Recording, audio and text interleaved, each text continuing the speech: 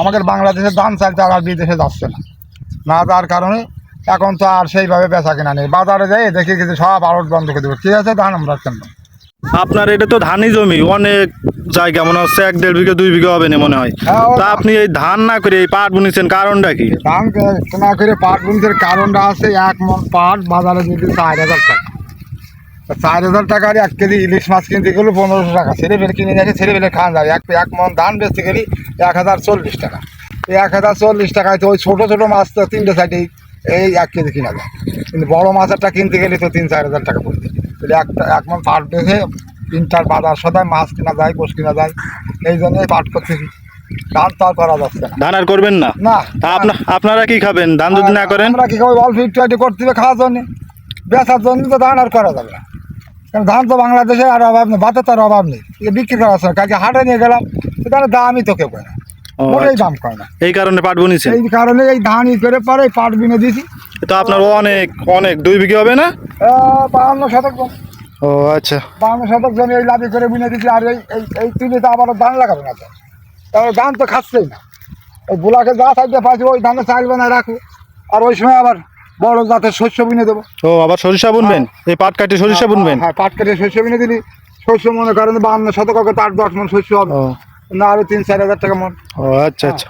তারপরে যাই অবশেষে আবার যাই একটু ব্লক করবো এই শুকনো মৌসুমে শস্য কাটি দিয়ে, এইভাবেই। তাছাড়া আর কি করবো? ধান করে তো আর চাষি তার সামনে মুখে আগতি পারতেছে না, ধান করে সব মারিয়েছে। এই যা করা হয়েছে, ধান কাটা বাঁধা ঝাড়া সমস্ত সব করতে চলে গেছে। 1 বিঘা মুটি ছেলে ভাড়া এই সমস্ত দিয়ে চলে গেছে কত 22-24-23-24 হাজার টাকা। মুটি ধান আছে ওই 20 মণ 22 মণ 25 মণ ধান আছে, ওই সব দেখা যাচ্ছে যে পিতে করে সমান সমান হয়ে যাচ্ছে।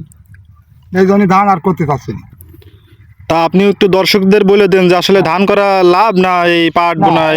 দেশের এলাকার লোক সবাই কিন্তু ধান বেঁধে ধান করে কারোই লাভ হচ্ছে না। তাহলে কি সবাইরে বলতেছেন যে সবাই পাট বুনুক? বলতে চাচ্ছি যে ধানের আবাদ কমাই দিয়ে বিভিন্ন পর্যায়ের আবাদ করতে হবে, বিভিন্ন কায়দার। তা না করলে এই চাষি তার সামনে মুখে আগানোর মতন কোনো অবস্থা নেই।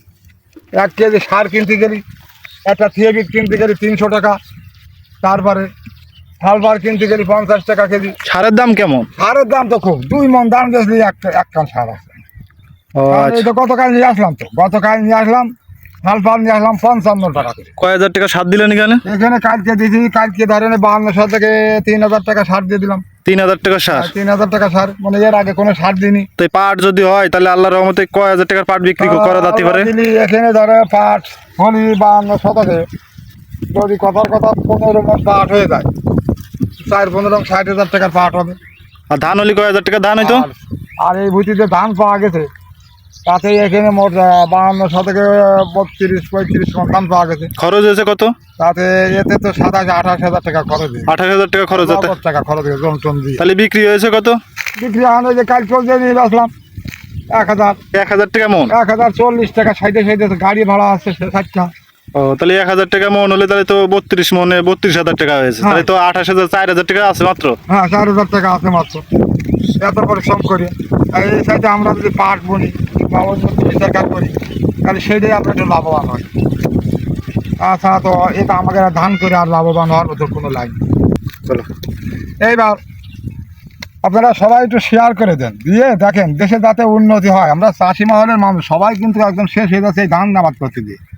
আমরা যদি ভালো ভালো জিনিস তৈরি করি, কারণ আমাদের এই পাটগুলো চলে যায় বাইরে এলাকায়, বাইরের দেশে চলে যায়, যাইয়ে তাতে আমাদের অনেক কিছু তৈরি করে তারা, তাতে আমরা লাভবান হই। তাছাড়া ধান করি আমাদের বাংলাদেশের ধান চাল তো আর বিদেশে যাচ্ছে না, না যার কারণে এখন তো আর সেইভাবে বেচা কেনা নেই। বাজারে যাই দেখে গেছে সব আড়ত বন্ধ করে দেবো, ঠিক আছে ধান আমরা কেন।